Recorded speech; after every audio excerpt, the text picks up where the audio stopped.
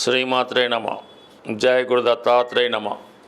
ఈ వీడియోలో మనం ధనుసు రాశి వారికి సెప్టెంబర్ నెల మాస ఫలితాలు తెలుసుకుందాం.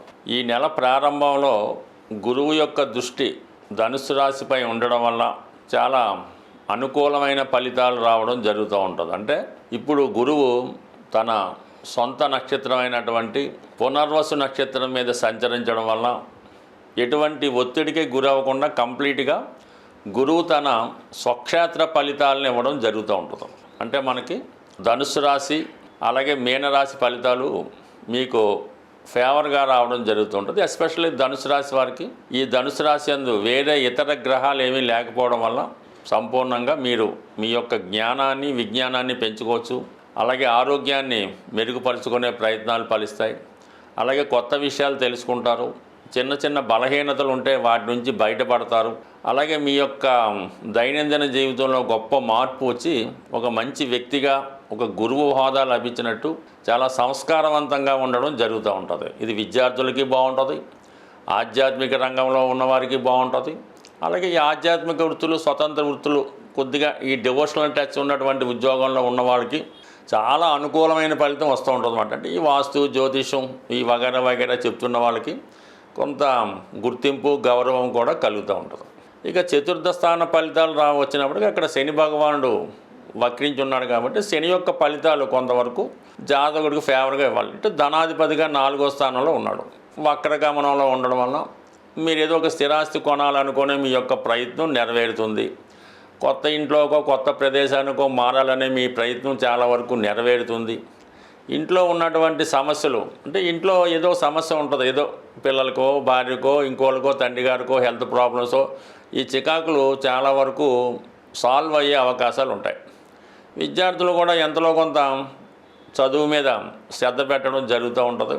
బట్ ఇది ఒక అనుకూల పరిణామంగానే భావించాలి. అయితే యాజిటీజ్గా అర్ధాష్టమ శని ఫలితాలు మళ్ళీ మనకి రావడం జరుగుతూ ఉంటుంది. ఎందుకంటే శని ఎప్పుడు కూడా బాగా కష్టపడితే తప్ప తన ఫలితాన్ని ఇవ్వడం, అందరికీ సులువుగా వచ్చే ప్రయత్నం వీడు చాలా కష్టపడితే రావడం జరుగుతూ ఉంటుంది. అందుకని ఒక ఇల్లు మారాలన్నా, ఇల్లు కొనాలన్నా, స్థిరాస్తి కొనాలన్నా, ఇంట్లో వాడిని ఖాళీ చేయించాలన్నా చాలా ఇబ్బంది పడవలసి వస్తుంది. కానీ జరుగుతుంది. ఎందుకంటే కుజుడు ఈ రాశి వారికి మరి పంచమాధిపతిగా ఖచ్చితంగా చతుర్థాన్ని వీక్షిస్తున్నాడు కాబట్టి ఎటువంటి సమస్య అయినా ఆలస్యంగా అయినా చతుర్థ భావానికి సంబంధించినటువంటి భూములు, స్థిరాస్తి, విద్య ఇవన్నీ కూడా సాల్వ్ అవుతాయి. అలాగే తల్లిగారి ఆరోగ్య విషయంలో ఏమైనా ఇబ్బందులు ఉంటే అవి కూడా 99% అతి కష్టం మీద సాల్వ్ అవ్వడం జరుగుతూ ఉంటుంది. అంటే ఎక్కువ కేంద్రాల్లో పాపగ్రహాల ప్రభావం ఉన్నప్పుడు జాతకుడికి శ్రమాంతర విజయం లభిస్తుంటుంది. ఒక విధమైనటువంటి సర్పదోషం యాక్టివేట్ అయ్యి చేసే ప్రయత్నాలు 1-2 సార్లు చేయవలసి ఉంటుంది. అయితే ఇవన్నీ గురుదృష్టి వల్ల న్యూట్రల్ అవుతూ ఉంటాయి. మరి దశమంలో గురువు ఉద్యోగం మారాలనే మీ ప్రయత్నం చివరి నిమిషంలో వాయిదా పడుతూ ఉంటుంది. ఏదైనా వ్యాపారం ప్రారంభించాలన్నా దాన్ని ప్రారంభించలేరు, దాన్ని విస్తరించామన్నా చేయలేకపోతుంటారు. ఎందుకంటే దశమ స్థానం మీద శని యొక్క దృష్టి మారడానికి అవకాశాలు వస్తుంటాయి కానీ మారలేకపోతుంటారు. మారితే ఏమవుద్దని సందిగ్ధంలో ఉండడం జరుగుతూ ఉంటుంది.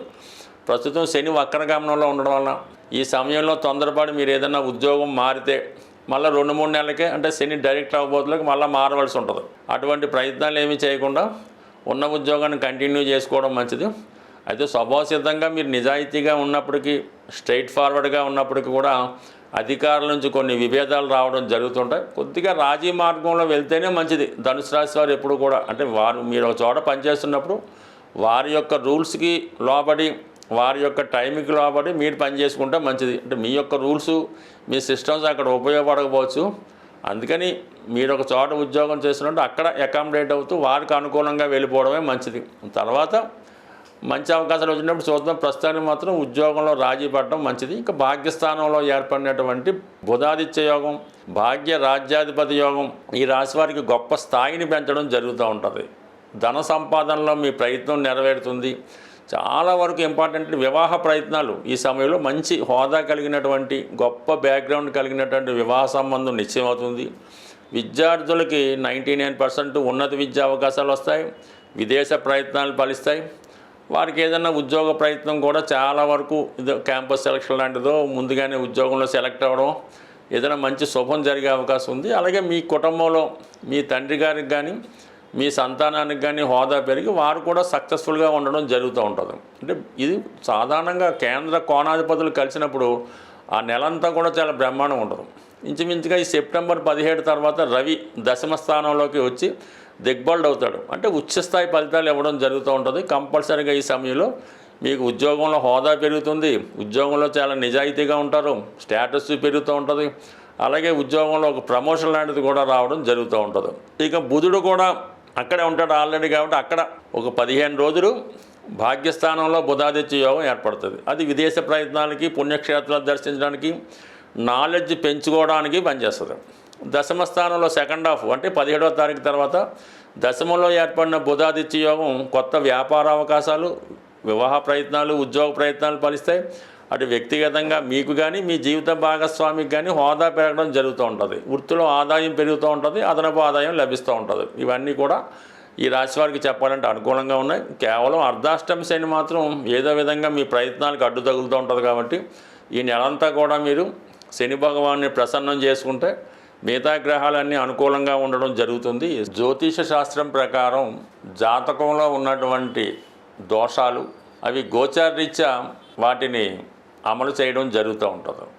ఇటువంటివే మనకి అష్టమ శని, ఏళ్ళనాటి శని, సర్పదోషం, ఇటువంటి దోషాలు పరిష్కరించుకోవడానికి ప్రతి నెలలో కూడా ఏదో ఒక కొన్ని అవకాశాలు మరి ఆ దేవతలు మనకి అనుగ్రహించడం జరుగుతూ ఉంది.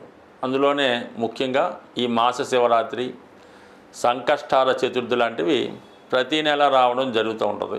అయితే జాతకంలో ఉన్నటువంటి ప్రధాన దోషాలు పితృదోషాలు. ఈ పితృదోషాలు జాతకంలో ఉన్నప్పుడు అవి ఒక కుటుంబం ఉన్నప్పుడు ఆ కుటుంబంలో 4 అన్నదమ్ములు, 4 అక్కచెల్లెలు ఉన్నప్పుడు అందరి మీద దాని ప్రభావం అయితే ఉండదు. ఎవరో కొందరి మీదే ఆ పితృదోష పరిహారం రావడం జరుగుతూ ఉంటుంది. దీనికి కారణం వల్ల రిపీటెడ్గా జరుగుతూ ఉంటాయి. రిపీటెడ్గా అబార్షన్లు అవ్వడం, రిపీటెడ్గా ఇంట్లో ఎవరో ఒకరు దుర్మరణం పాలవడం జరుగుతూ ఉంటుంది. ఒక్కొక్క కుటుంబంలో ఏ సంవత్సరం కూడా ఈ పండగలు చేసుకున్నా లేకుండా ఎవరో ఒకరు కాలం చేయడం అది జరుగుతూ ఉంటుంది. దీనికి ఏర్పడుతున్నటువంటి కారణం ఏంటంటే అది మనకి పితృదోషాల కారణంగా ఈ విధంగా జరుగుతుంటాయి. అలాగే ఒక ఇంట్లో నిరుద్యోగులు ఎక్కువ మంది ఉన్నారు, పెళ్ళి కాకుండా ఉండిపోతున్నారు, వంశం అంతమైపోతుంది, ఇవి కూడా అదే కారణం అవుతుంటుంది. వాటి పరిష్కారానికే ప్రతి సంవత్సరం ఈ మహాలయ పక్షాలని ఈ భాద్రపద మాసంలో ఇంచుమించుగా 15 రోజుల పాటు రావడం జరుగుతూ ఉంటుంది. ఆ సమయంలో మీరు పితృదేవతల్ని సంతృప్తిపరిచే విషయంలో మీ యొక్క ఆచార ప్రకారం విధి విధానంగా దానికి సంబంధించినటువంటి పరిహార క్రియలు చేసుకోవలసి ఉంటుంది. మరి అది చాలా రకాలుగా చాలా ఆచారాలు ఉంటుంటాయి. వెరీ సింపుల్గా చేసుకోవాలనుకుంటే గోవుకి సేవించడం, గోవుకి తగు విధంగా మరి ఆహారం సమర్పించడం లాంటివి చేసుకోవడం కానీ, లేదంటే ఎవరైతే మీ పెద్దలు ఏ వయసులో అయితే వాళ్ళు చనిపోవడం జరిగిందో ఆ వయసులో ఉన్న వాళ్ళని సెలెక్ట్ చేసుకుని వాళ్ళకి చక్కగా మంచి వస్త్రాలు అవి పెట్టి వారికి భోజనానికి అవి ఏర్పాటు చేసి కొంత బహుమతి రూపంలో ఇవ్వడం వల్ల కూడా ఆ పితృదోషాలు చాలా వరకు పరిష్కారం అవడం జరుగుతూ ఉంటుంది. మామూలుగా పుష్కరాలయం వచ్చినప్పుడు అది వేరే సంగతి. కానీ ఈ మహాలయ పక్షాల్లో కంపల్సరిగా మీ పితృదేవతలను తలుచుకొని ఏదో 10 మందికి అన్నదానం చేయడం వల్ల, వారికి సేవ చేయడం వల్ల, బహుమతులు ఇవ్వడం వల్ల, ఏదన్నా దానం చేయడం వల్ల ఇది పరిహారం అవుతుంది. అంటే మీరు చాలామంది నమ్మకం ఉండదు, అసలు పితృదోషానికి దీనికి సంబంధం ఏముంటుందండి, మేము పెళ్ళి అవ్వడానికి దానికి సంబంధం అంటూ ఉంటారు. ఇది అనుభవించిన వాళ్ళకి తెలుస్తుంటుంది తప్ప మామూలుగా కవులు చెప్పేవాళ్ళకైతే కాదు. ఒకసారి 10 మందికి చేయడం వల్ల నష్టమైతే లేదు, కనీసం మీరు కాకపోయినా మీ తర్వాత తరమైనా బాగుంటుంది. కాబట్టి కంపల్సరిగా మీరు ఈ నెలలో వస్తున్నటువంటి మహాలయ పక్షాలు విధి విధానంగా మీకు ఎంత తాహత ఉంటే, ఎంత సహకరిస్తే అంతే చేయండి. పెద్ద ఎక్కువేమక్కర్లేదు, ఒక వ్యక్తికి చేయండి చాలు, సరిపోతుంది. బట్ ఏదైనా మనం చేసిన దాన్ని బట్టే భగవంతుని యొక్క ఫలితం కూడా ఉంటుంది. పితృదేవతలు అన్నా కూడా కేవలం భగవంతుడితో సమానంగానే ఉంటారు తప్ప వాళ్ళేం పర్టికులర్గా ఏం కాదు. ఇదంతా కూడా సమాజం యొక్క శ్రేయస్సు కోసం, మన యొక్క మంచి కోసం మన ఋషులు మనకు నిర్ణయించారు. ఆ ఋషుల యొక్క గోత్రంతో మనం వెళ్తున్నాం కాబట్టి ఇది సదా ప్రతి ఒక్కరి మీద దీని ప్రభావం చూపుతుంటుంది. అది ఎల్లవెల్ల చూపించాలని రూల్ లేదు. ఎప్పుడో ఒకసారి దాని ప్రభావం వస్తూ ఉంటుంది, దానికి కొంతమంది బలి అవుతుంటారు.